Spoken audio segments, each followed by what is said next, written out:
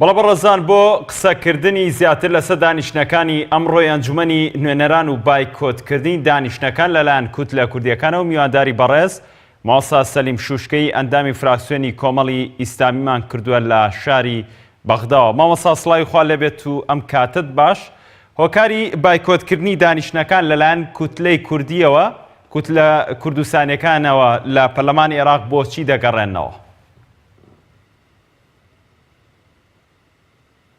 لە هەموو بینەرانی ئازیزی پێم لە ڕاستیدا ئێمە بڕیارمانداوە بەشدار نەبین لە هیچ دانیشتنێکی پەرلەمان تاوەکو پشک و بەشی هەرێمی کوردستان لە موازنە دەگەڕێتەوە بۆ دۆخی ئاسایی خۆی کە بریتیە لە ١٧ یاخود ئەو پێستنیارانەی کە ئێمە کردومانە بۆ بەڕێز عەبادی لە دانیشتێکی کراوەدا کە داوامان لێ کردووە، ئەو پێشنیارانەی کە لەو ڕۆژەدا پێشکەشمان کرد بە وەریان بگرێەوە لە موازنەدا جێ بکاتەوە.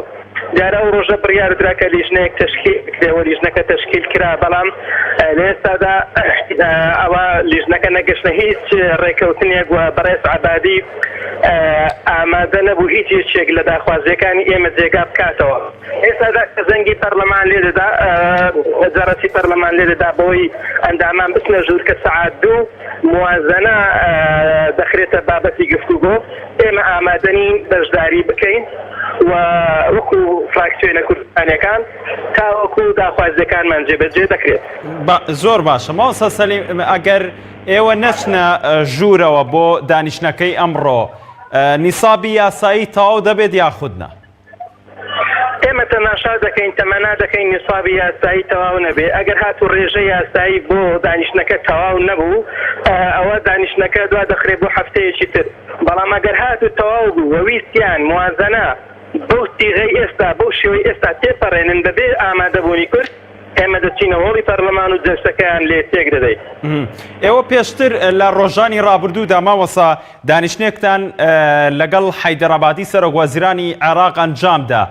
لەو دانیشتنەدا نەگەیشتنە هیچ ڕێکەوتنێک سەبارەت بە بودجە کە پرۆژە یاساکە تەعدیل کرێ یاخودنە؟ ئێمە چەند پێشنیارێکمان پێشکەش بە بەڕێز عەبادی کرد کە کورد کرابەوە لەمانەی خوارەوە. یەکەم هەرێمی کوردستان نابێت بەو شێوەیە بێت کە 12.67 دەبێت دەستکاری بکرێەوە، هەروەها دەبێت موچەی فەرمانبەرانی هەرێمی کوردستان بە فعلی بنێردرێ و دیاری بکرێ، چونکە کەشتەی گەورەمان هەیە لەسەر موچە، بەتایبەتی هەردوو وەزارەتی پەروەردە و تەندروستی هەردووچیان بەیەکەوە لە هەرێمی کوردستانەوە موچیان پێدرانە لە بەغداوە پێیاندرا. ئێمە فتارمان دروست کرد کە وەکو نیازپاچی لە ئێستادا تو ئەو موچانە سەرف بکات. بەڕێزیان گوتی من سەرفی دەکەم، بەڵام کۆمەڵک جوابی پێبوو کە جوابەکانیان لەلای ئێمەوە قابلی قبوڵکردن نەبوو، بۆیە دەنگەدەنگ لە نێوانماندا دروست بوو.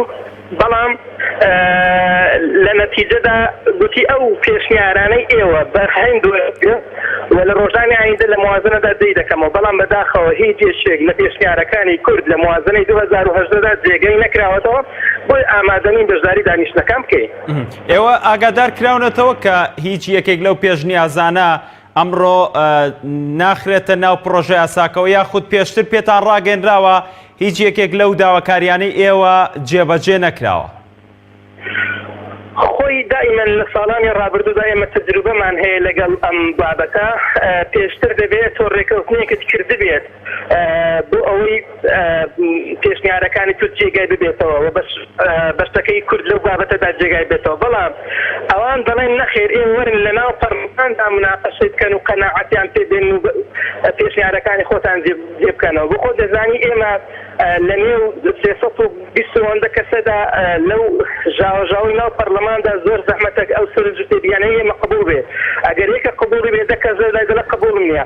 بۆ ئەگەر پێشتر بە پێشوەخت بە ئیتفاقی سیاسی بە ڕێکەوتنی سیاسی کێشەکە کۆتایی پێ نەهێنرێت، زۆر ئاسان نییە ئەوە بە ئاسانی بتوانین لە ناو پەرلەمان بۆچوونەکانی خۆمان لە موازنەدا جێ بکەینەوە. بۆیە ئێمە ئامادەنین بچینە ناو هۆڵی پەرلەمانەوە ئەگەر سەدزاری کەس دەرەست لێت بات. زۆر باشە. لە ماوەی ڕابردوودا ماوەستا سەلیم، وەفدی هەرێم چەندین دانیشتنی لەگەڵ وەفدی عێراق ئەنجامدا. لەم کۆتاییانەشدا سەرۆکی حکومەت و جێگرەکەی سەردانی بەغدایان کرد بە شەخسی لەگەڵ حەیدەرعەبادی کۆبوونەوە. هیچ کاریگەریەکی ئەم کۆبوونەوانە بەسەر داواکاریەکانی کوردەوە هەبووە یاخود نا تەنها تەشریفاتی بوون ئەم کۆبوونەوانە؟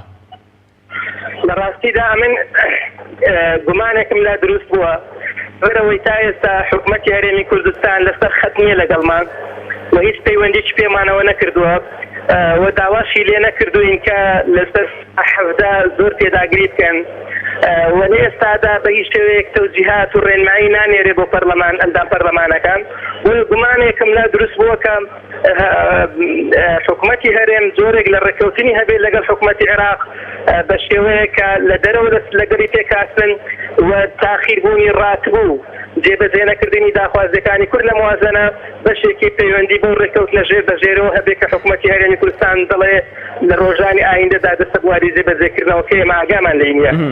جا ئەو ڕێکەوتنە ینی بەو پێ بێت مادام لە پرۆژە یاسای بودجەیە ئەوە بە سلبیشکا بێتەوە کەواتە ڕێکەوتنەکەی حکوومەت بە سلبی ژەشکێتەوە بۆ مافەڕەواکانی گەلی کورد. من پێم وایە ئەو لێسادا حکوومەتی هەرێمی کوردستان بە تایبەتی ئەو حیزبانەی دەسەڵات کە بە شێوەیەکی سەقەت ئیدارەی هەرێمی کوردستانیان داوە کەوتونە گۆشەیەکەوە کە دەیانێت خۆیان ڕزگار بکەن ئامادەی هەموو جۆرە تەنازولێکن لە بەرامبەر بەغداد بکەن بەڵام لەسەر حیسابی چێ لەسەر حیسابی هاوڵاتیانی هەرێمی کوردستان کێمە ڕێگە بەوە نادەین چێ سەشتری هێناوە بە ئەو باجەکە بدان نەک دیسان هاوڵاتیانی ئێمە بازی سەشتری حکومڕانی هەرێمی کوردستان بن. زۆر باشە مۆس سەلیم ئەگەر هاتوو ئەم بایکۆتانەی ئێوە بەردەوام بوو و پەرلەمانی کوردستان بە نیسابی یاسایی خۆی پرۆژە یاسای بودجەی تێپەڕان ینی چ دەرچەیە گەمێنێتەوە بۆی داواکاریەکانی کوردی تیا جێبەجێ بکرێت؟ لە ڕاستیدا هیچ دەواازەیەکی کەمان نیە غەیری ئەوەی کە ئەمە ڕێوشوێنی قانونی بگرینە بەربەز ئێمە پێشنیارمان کردووە کە لە ئەسنای بەڕێوەچوونی جەلسە لەسەر موازنە ئێمە لەناو هۆڵی پەرلەماندا ڕێگە نەدەین ئەم موازنە بخوێندرێتەوە و بە شێوەیەک بینە سەر بە شێوەیەک بجوڵینەوە کە دانیشتنی ناو پەرلەمان نەیەڵین بە ئاستانی و بەبێ دەنجی تێپەڕێ تاوەکو ئەو بابەتە دوا بخرێ بۆ کاتێکی دیکە تا بە ڕێکەوتنی سیاسی لەگەڵی بەسەری تێکدەین. بەڵێ زۆر سپاس بۆ بەڕێز مامۆستا سەلیم شوشکەی ئەندامی فراکسیۆنی کۆمەڵی ئیسلامی کوردستان لە ئەنجومەنی نوێنەرانی عێراق لە بەغدا وەڵامی پرسیارەکانی ئێمەدایەوە. زۆر سپاس.